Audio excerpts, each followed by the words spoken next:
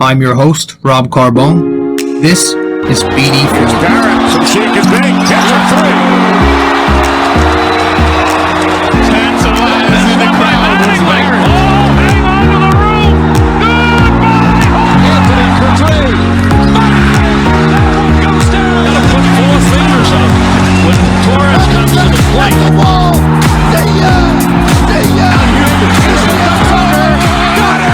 All right. Well, to be honest with you, I'm really not going to try to go too long tonight. Just kind of fed up with this team of late. They're just leaving me with no energy. I don't want to waste my time on a team that's played this pathetic. So I'm not going to... I'm going to try not. Usually we'll go about an hour. I would say about an hour. But tonight, hopefully we can get this done in half of that. If it goes 45 minutes, so be it. But I really want to try to keep this as short as possible. Again, just because I don't have the energy. When the Knicks don't play with energy, I'm not going to waste my energy. That's just the way it's going to go for me. It's kind of become a chore to watch this team over these last couple of days. Not going to sit here and act like we're in dire straits. We are not in dire straits. This is still a team that's made a major turnaround so far from last season. And this is still a team that I very much enjoy watching for the most part. But, again, these last couple of nights, 3 losses in a row.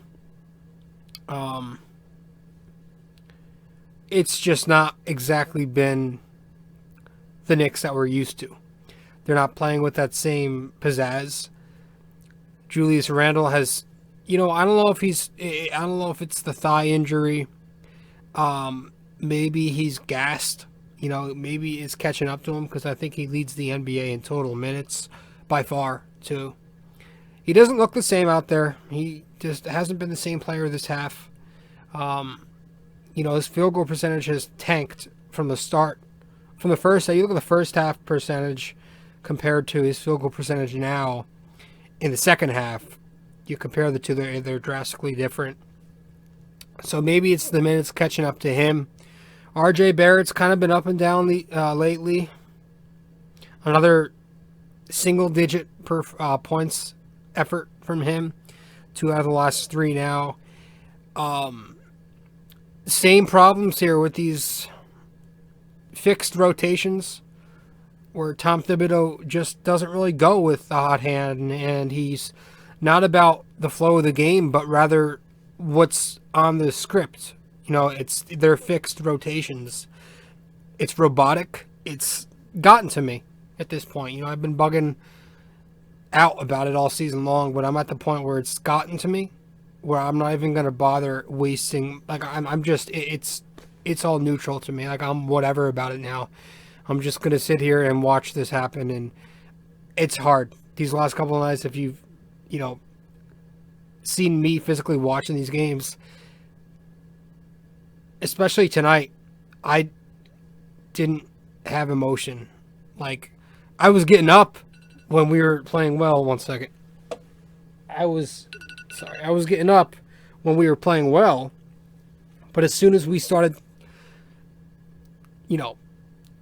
playing like shit in the second half of that second quarter tonight against the Mavericks, I just completely emotionless, and I just sat there, and here we go again.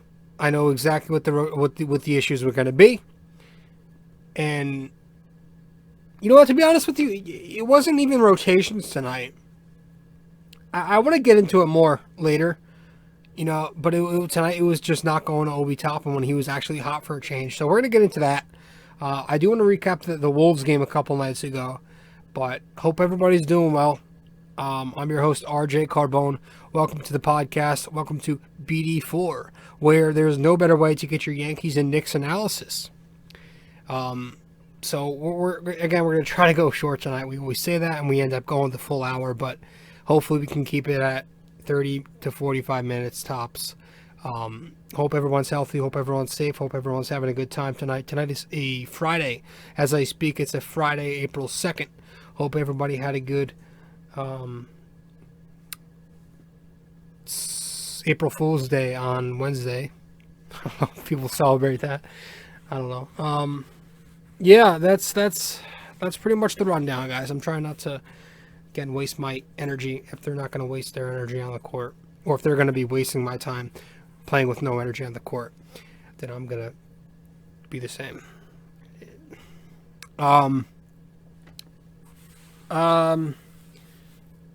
Baseball season started. Again, if you follow along with the podcast, you know that I do Yankees episodes every series. We'll cover the Yankees in the podcast. And then if you follow along with my Knicks podcast episodes, we do shows for the Knicks every 2 games. And it turns out, they don't overlap. The end of this NBA regular season does not overlap at all with the MLB season starting up. So, we're going to keep going to schedule. We're going to do Yankees episodes after every series and the Knicks after every 2 games. So, until the end of the season. So, for the NBA. So, that's that. All right, let's head to our first break, and I guess we'll get right into some things here. There's not much happening, so I'll try to, talk about something different than what we're going to get into, for the intro. But I don't know, there's not much going on. There was the thing where the MLB is officially moving the All-Star game. I don't have much of a take on that just because I don't give a fuck about the All-Star game. I never really paid attention to it that much. I'll have it on the background, but I don't sit there and watch it. They moved it because they're basically, baseball is trying to get woke, I guess you could say now, just like along with the other sports, and they're trying to get political with everything when they really shouldn't.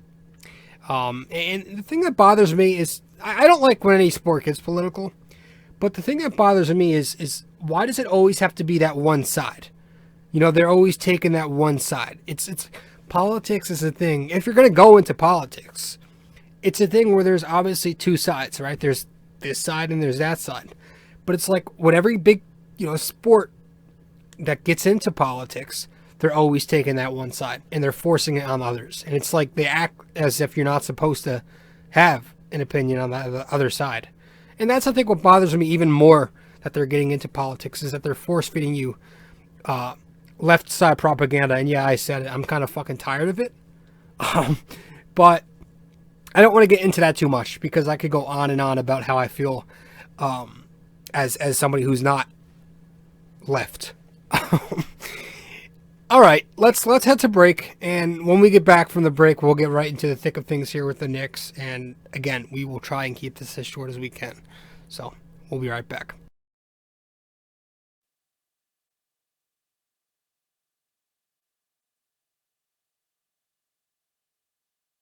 Hey fellas, so really quick before we get back into the show, I do want to remind you that if you haven't yet subscribed to this podcast, or subscribed to my blog, or followed me on social media even, you can do all that by going to my link tree. Just go to linktr.ee/rjcarbone. That is linktr.ee/rjcarbone. Guys, thanks so much. Let's get back to the show. So, before we get into the Wolves game, the Mavericks game tonight, we're going to quickly recap this Timberwolves game. It wasn't... Alright, so, Knicks take the loss in Minnesota, right, a night after losing to the Miami Heat. They go into Minnesota and they take a 1-point loss, 102-101 in Minnesota's favor. First of all, I didn't love the ball movement. I thought that was the one thing I wanted to point out before we got into anything. Before we get into anything else, this is the one thing I want to talk about, is the ball movement was very stagnant, as it's been lately during this losing stretch. Just 14 assists outside of Julius Randle. There was just a lot of isolation, especially late. Not a lot of, just nobody passing the ball, and nobody was looking for each other. They couldn't get good looks because of that. Everybody was looking for their own shot. Hero ball is really what lost them the game there down the stretch as well.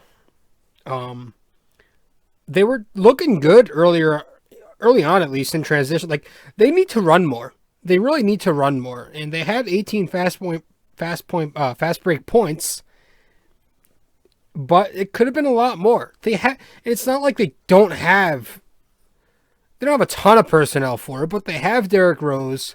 Even without him, they have RJ Barrett. He can run great. They have Julius Randle, who's capable of running the floor.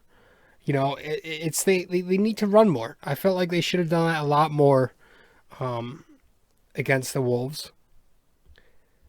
There were some defensive lapses too late. A lot of overhelping. You had that one play. First of all, Burks was pretty bad defensively. Again, just helping the helper way too often and leaving his man open. But there was that one play late. Elfrid Payton was caught just helping in the paint when he did not need to be in the paint. And because of this, he leaves RJ Barrett standing alone on the perimeter with two guys to guard. One guy in the wing, another tucked into the corner. And you had that big three there. Forget who it was. And that was like towards the end of the game because of Elfrid Payton helping in the paint. Didn't have to happen. So a lot of defensive lapses late. The Knicks were pretty poor, rotating. Their closeouts weren't exactly crisp. It was just a rough game to watch. But I want to talk about just why we couldn't put them away. And it was that fourth quarter where, the rotations became a factor. But, the Knicks had their opportunities to pull away here from Minnesota, right? They had that 19-3 run, which, bridged from the end of the first to, early to midway through the second. They went on that 19-3 run. Alec Burks hits the three to make it 19-3, the run, and he puts them up 18 points. That's the largest lead of the night. But, again, just the Knicks can't clamp down defensively. Jaden McDaniels hits a pair of three-pointers, cuts that lead to 11 for the Knicks, and the Wolves eventually dwindle that lead all the way down to 1. So it's a 1-point game at halftime. The Knicks barely in the lead. They kind of get it together in the third quarter. They come out strong. Elfrid Payton, we're going to hit on him. He actually had a good third quarter, scores a flurry of points, finishes with 17. Randle, he hit those 3 mid-range shots in a row for the Knicks to wrap up the third quarter. Helped the Knicks regain some separation going up in the fourth with an 11-point lead. So that's where the fourth quarter comes, and just the failure to put this team away lands, at least in this game, lands in Tom Thibodeau's hands, in my opinion. Just his love for Elfrid Payton really domino affected everything. I'm just, again, with the volatile substitutions. And I get it, kind of. I mean, Derrick Rose, I would think if Derrick Rose was in this game, he would be the one closing and not Elfrid Payton, but he was sitting out with the injury. But Thibs' love for Payton gets to him, and I know he had 17 points, but he comes in the game, so he checks into the game. The Knicks are up. Payton checks in the game, and they immediately start collapsing, as we so often see. He gets 2 quick turnovers, which it turns into an Anthony Edwards dunk, and Karl Anthony Towns eventually gets one to go. So 2 turnovers, which lead to 2 baskets on the other end for Minnesota, both by Payton. Then he misses a couple of point-blank layups. Taj Gibson has to bail him out on one of those. He's when he doesn't have the ball in his hands, he was cutting with penetrators, just right into traffic, killing all the spacing that we needed. And you just watched what the offense for the Knicks looked like with Elfrid Payton on the floor. Just watching the way Minnesota was scheming us, it should have been a huge hint to Tom Thibodeau. Hey, get this guy off the floor right now. They are not taking us seriously with him on the floor. I mean, you had Rubio sagging 10 feet. They were playing under the screen by 10 feet. They were there. It wasn't even like they were going under the screen. They were just ignoring the screen. Pretty much, if you watch this fucking thing. You had guys getting doubled because of Payton's lack of a threat. Randle, getting doubled. Just him being a non-threat is the reason the Knicks could not get their offense clicking in the fourth quarter. And I saw a stat on Twitter tonight. We have 34 points combined in our last two fourth quarters. But I understand IQ wasn't exactly going. He was 0 for 4. It was 13 minutes. Big whoop. 13 minutes. I would rather have Emmanuel Quickley on one leg than Elfrid Payton fully healthy. Because he's a threat. Quickley's a threat to space the floor and hit a three. He's a microwave. That's how it works. He hits one shot, that could get him going. That's who Emmanuel Quickley is. I don't care if he was 0 for 4 or 0 for 15. I wanted him on the floor because he's a threat. The defense actually has to respect his shot. They aren't going under the screen when he's on the floor. No way in hell. Him being on the floor could have changed that game. But he wasn't on the floor. You had Elfrid Payton out there. Again, no threat. No offensive threat. And the way they were scheming us, it was a joke. And just like something, man. We needed some kind of shooting. And we just didn't have it because we were so reluctant to do it. I would just wish that Tom Thibodeau wouldn't be so reluctant to make some adjustments and go small ball for a bit. Can we just consider it? With some of these end of the game rotations, can we do some small ball? How about Emmanuel Quickley, RJ Barrett, Alec Burks, Reggie Bullock, and Randall to close the game? Or throw Knox somewhere in there, plugged in for Bullock, or at the 4-5 with Randall. A small ball. We got to see it at some point. Because at least you have shooting there from 1 to 5. You have consistent shooting.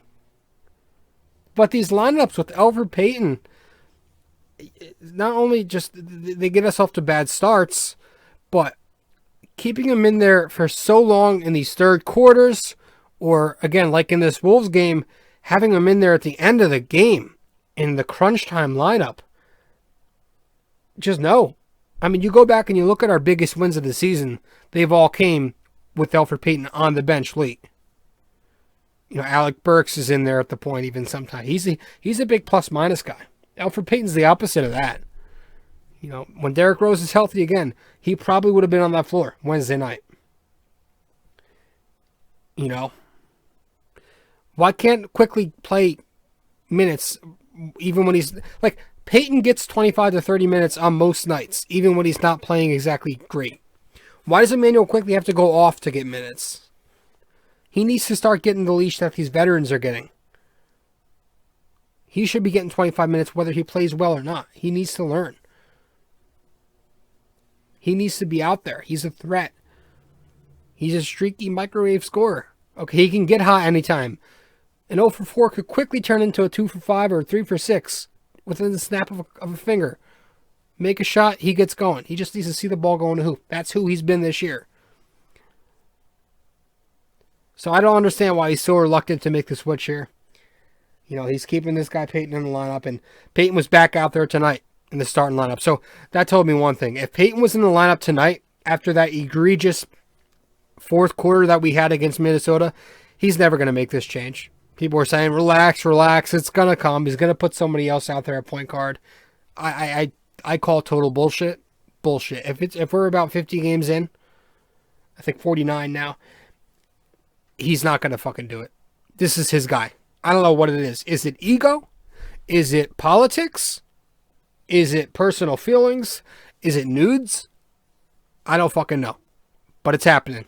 And it's not going to change. This is who Tom Thibodeau is. He's sticking with the vets. And he's not going to think about changing that. Not going to think twice about making that adjustment. I don't know why. But... And then, of course, RJ Barrett misses the big shot there at the end. He's got to start hitting them. There's not much you could say. And I was fine with Randall letting him take it. I want RJ taking these shots. I had no issue with it.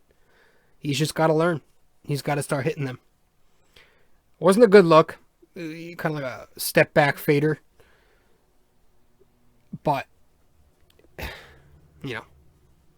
he's got to start hitting them. He had a solid game. 23 points, 8 for 17, 3 for 4 from deep. But he missed the big shot at the end. And Anthony Edwards, obviously, this guy has no legs to stand on here. I mean, what is he saying? 38% shooting himself. He's 38%. He's 30% from the three, and he's 77 from the line.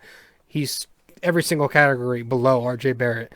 So if he wants to make that comment, he better check twice. And plus, he's on the Wolves. His team is the worst in basketball. So I don't quite understand what he was doing there. Clearly trying to troll. Some people said he said nothing wrong. Sure, but he said that for a reason. He knew what he was doing. This is Anthony Edwards, the same guy who said he doesn't like basketball or some shit in this presser earlier in the year. Edwards had 24, I believe. Towns had like 18 points, 17 boards, and 6 dimes. It was just not a good night for the Knicks. It was an ugly night. Randall got cold after that hot streak at the end of the third.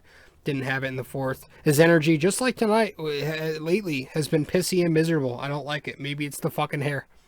Maybe it's the braids. Somebody please find me the splits versus when Julius wears the braids and when he doesn't. I mean, he had 26, 12, 6 on over 50% the other night, but on most nights, and tonight was another night where he's pathetic without the braids. He's so much better when he's got the braids in. And I need somebody to find that stat for me. I mean, I could probably do it. You go to Basketball Reference, look at the game log, and then you have to look at the games, the tapes where he is wearing the braids. It's just so time consuming. I want somebody to do it for me. I'm sure somebody on Twitter has some kind of fucking account with some bullshit stats like that. But mostly that game was, like I said, it was the substitutions just remaining very questionable and this offense remaining very clunky because of it. Let's get to this Mavs game. And I don't want to go too long again, but I'm just I'm so disappointed. I don't know. Be right back.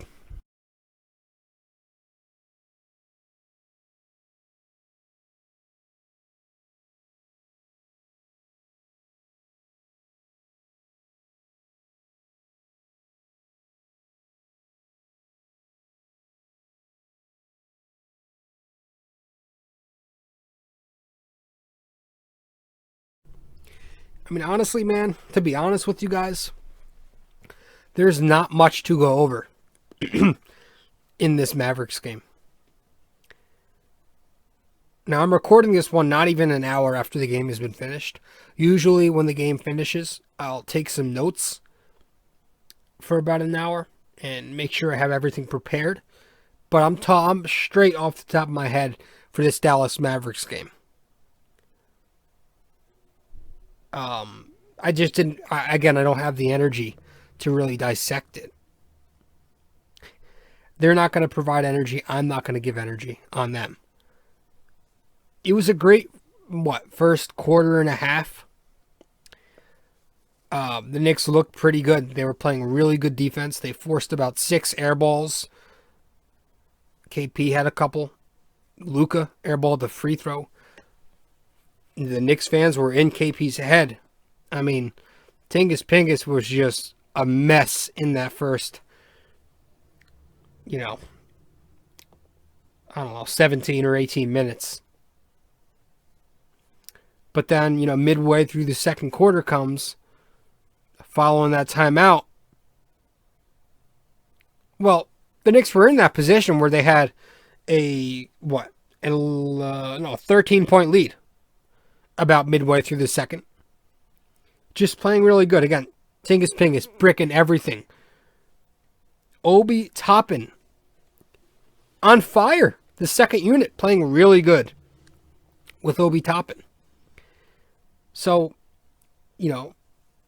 for as good as he was, Obi Toppin, he was playing, finally having, maybe on his way to his best game of the year. Following that timeout, the Knicks, Tom Thibodeau just stopped playing Obi Toppin. Inexcusable for the rest of the game. Obi finished with 10 minutes. He had 9 points in that first half. He was on fire. There was that dunk, almost over Porzingis. He hit a three. He was hitting the pull-up mid-range off that screen. Just stopped playing him. And when he was in the game in that second half, they just stopped looking at him. They didn't give him any looks. They stopped running plays for him. No, nothing. No cuts for him. No short roll action. They just stuck him on the wing about 30 feet away, and he was just fucking sitting there, and we didn't even try to get him going again. The starters were abysmal. They were fucking egregious. But it didn't matter to Tom Thibodeau. Not Thibodeau and his fixed rotations. So instead of going with the hot hand, with the flow of the game, he just sticks with... He just ignored Obi Toppin. One of the few Knicks who had it. Alec Burks the other, who ended up scoring 20 points on 6 of 11 shooting. But Obi Toppin was on fire when the Knicks were beating the Mavericks. Every single one of those points, of his 9 points, were meaningful tonight. He was the only Knick with the knack all night long, or up to that point. His buckets were all meaningful. As where Alec Burks is, Alec Burks, the only other Knick who scored efficiently tonight. A lot of his buckets came when the Knicks were on the brink of getting blown out. But Obi Toppin was on fire, and Tom Thibodeau just stopped looking his way. I don't know. There's not much to say. That's it. He just stopped looking his way. And I could go on and dissect this whole thing. Just tired, dude. I'm just tired. I don't want to give energy. I have the Yankees to cover tomorrow. I'm excited that the Yankees are back too, so I can actually watch a team who's decent. A team who actually has expectations, not some Knicks team who we're, going crazy about because they're, barely in the hunt. But an actual Yankees team with expectations to be really good. As much as I think they're going to let us down in the end with their World Series aspirations, at least they're miles ahead over the Knicks are. As good as the Knicks have been this year. So I don't want to waste my time on this Knicks team who've just been really pathetic lately. But it was a really ugly night. Julius Randle, again, atrocious. RJ Barrett, again, atrocious. Randle, I think he's burnt. I think he's gassed. He just doesn't look into it. He doesn't look the same. He doesn't have the touch. Nothing is dropping right now for him. Well, tonight it wasn't. He's been inconsistent though, really since the break. You could see he's not had that same pizzazz as consistently. And tonight, again, the defense has not been as good for Randle, and the offense has been up and down. And like most times when Randle and RJ struggle, so does the rest of the offense, and the Knicks have a tough time winning. And if you look at their schedule up until this point, the teams they've defeated have been, subpar teams for the most part, and the teams they've lost to have been top competition. But lately, the Minnesota Timberwolves, who are the worst team in the league, statistically, and now the Dallas Mavericks, who are average, just like us, we play some of our worst basketball of the season against the two. 86 points tonight, man. No. You can't do that. You can't score 86 points in 2021. Can't do it and expect to win. And so, like I said, and I'm going to stand by what I said. I was hoping the Knicks would have done something at the trade deadline because I'm not exactly as high on Alec Burks and Reggie Bullock as the Knicks are. I think they've been fine this year. But to rely on them two as your only sharp shooters, I still think they need something else. Would have been nice to get another wing who could shoot. Derrick Rose was fucking 1 for 10, so the point guard situation isn't exactly pretty right now. He's an okay stopgap, but he's okay. He's not exactly going to be on all the time. So we don't exactly have a point guard, right? We've got Quickly, who's more of a guy who's going to look for his own buckets, and that's fine. And then we've got Alfred Payton, who's obviously not fit to be a starting point guard on any other team. And you've got Derrick Rose, who's probably the best option to start a point guard. But again, at his age, you know, the amount of mileage and injuries he's got under his belt, he's not exactly going to be Mr. Consistency. So you're going to have games like this where he goes 1 for 10. So it's the point guard scenario, and it's the lack of a legitimate third scorer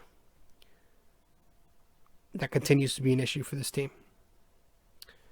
And Clyde's funny, man. He was ripping the Knicks all night, which I loved, but then he just randomly said, like, something along the lines of the Knick offense being this inept. We've never seen this before. Yeah, we have. We've seen this all year. Their offense has been very inept. It's the defense that's been winning them games. And when the offense does win them games, it's because of Julius Randle or RJ Barrett, right? Or maybe Emmanuel quickly chipping in, but for the most part, the offense they struggle.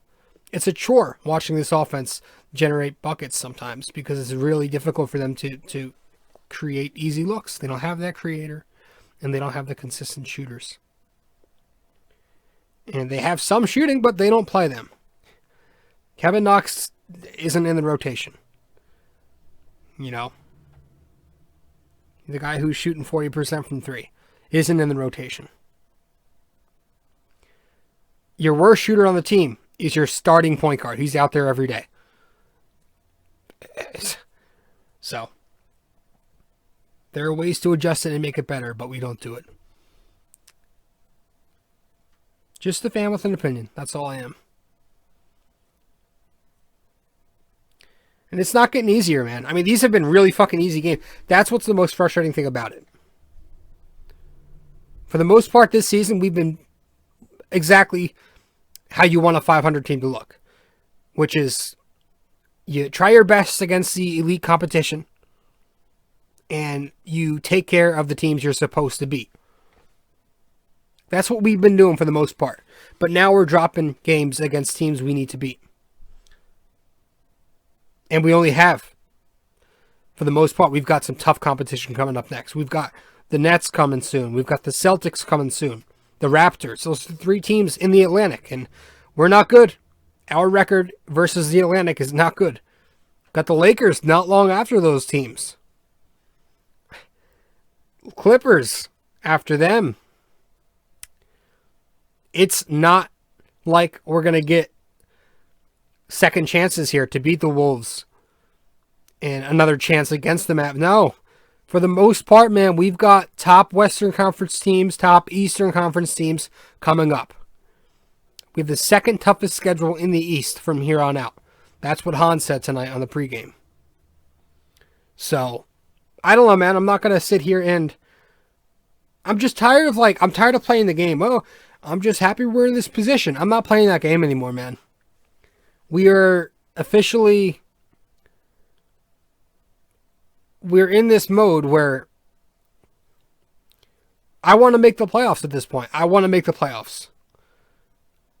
I would be disappointed if we missed at this point. I really, really, really want to make the playoffs. So maybe that's why I sound a little hard on them. Because I really want to make the playoffs now. We've gotten this, we've gotten the taste. We've gotten this taste.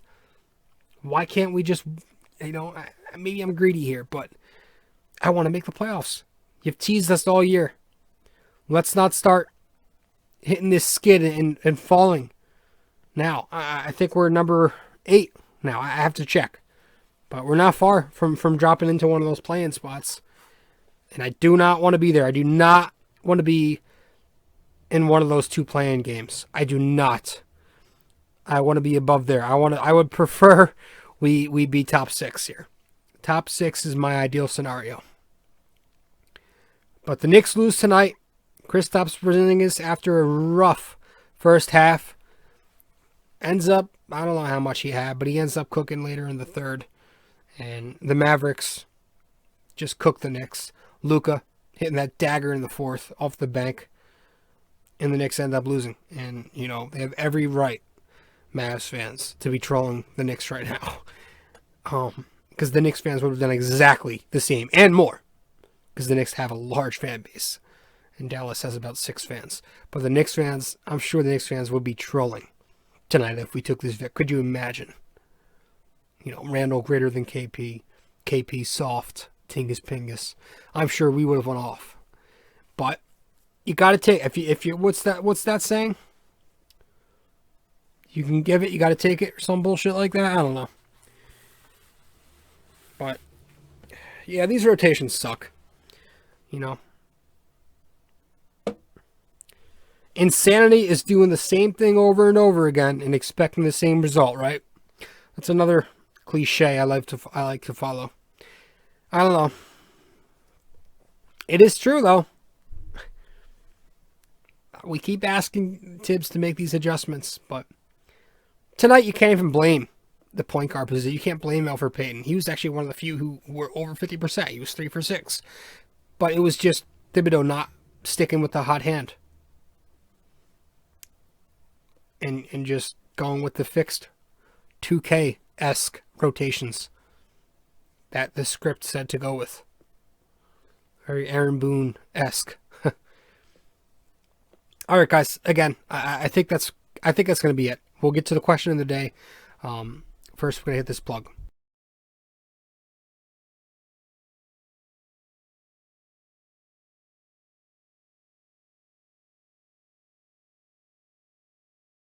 Fellas, so really quick before we get back into the show, I do want to remind you that if you haven't yet subscribed to this podcast or subscribed to my blog or followed me on social media even, you can do all that by going to my link tree. Just go to linktr.ee/RJCarbone. That is linktr.ee/RJCarbone.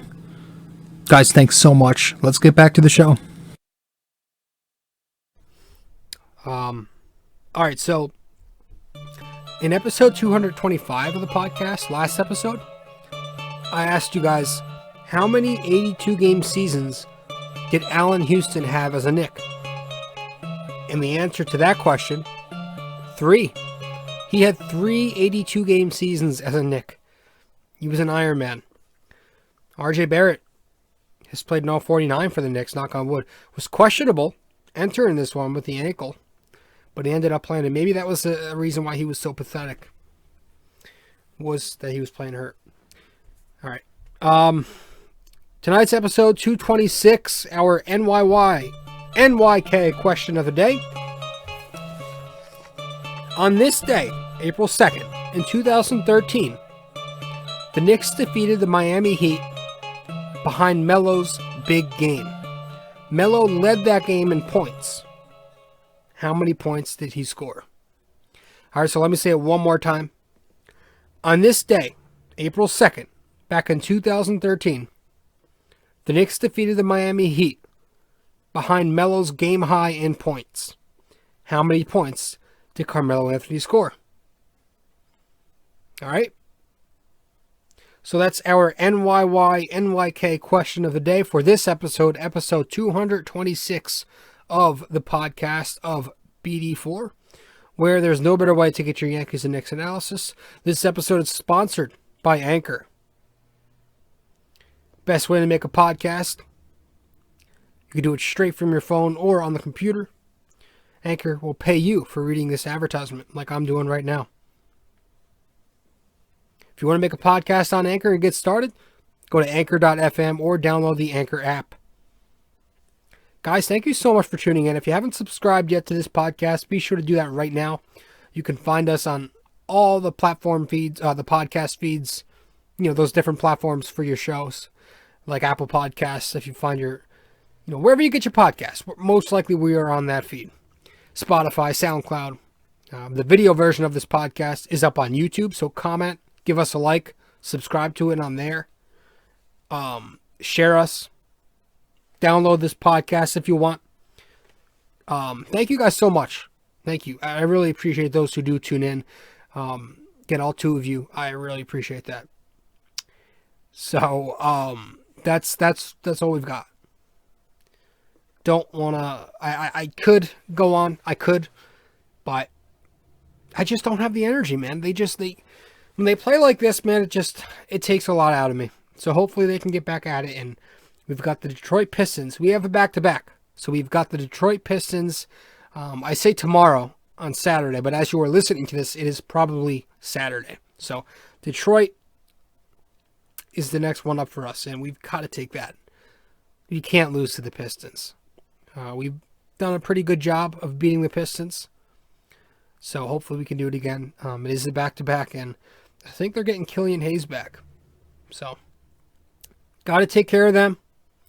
If we lose this Pistons game, man, all hell might break loose. Then it might be time to start talking about dire straits, to be honest with you.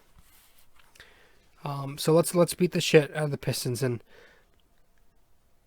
it's tough because when you had the fucking Wolves and you had the fucking Mavericks and you couldn't do either of those games, now you're in a shit position. And it looked like they were in a solid position coming into these 2 games, right? They had the Wizards twice who they took down. They beat the Bucks. They got lucky there because they didn't have Randall, but the Bucks didn't have Giannis. So they were on the 3-in-a-row streak where it looked like, okay, we're in good shape to give a few games, but I did not expect those games that they were going to give to be against these 2 bottom tier teams or middling team in the Dallas Mavericks and a bottom team in the Wolves. Because now we're looking at it and we have to take care of the Pistons, but even if we do, we have the Nets coming up after that. So it's like we get the Pistons, we go back to 500, and then we get the Nets, and we're most likely going to fucking lose that one, and we go back under 500. Then we've got the Celtics, the fucking Raptors, the fucking Lakers, the Clippers, the Grizzlies. It's not going to be easy. So that's what I'm saying, man. That's why I wish they would have made a move at the deadline, because they can't afford to lose to teams like this, and then they're going into tough competition on the brink. It sucks. So, hey, I'm just a fan. All right, guys, that's all we've got for this one. Thank you so much for tuning in. Once again, I'm your host, RJ Carbone. This is episode 226 of the podcast, BD4, where there is no better way to get your Yankees and Knicks analysis. And I'll see you in the next one, guys. All right, thank you so much. I'll see you time. Ciao.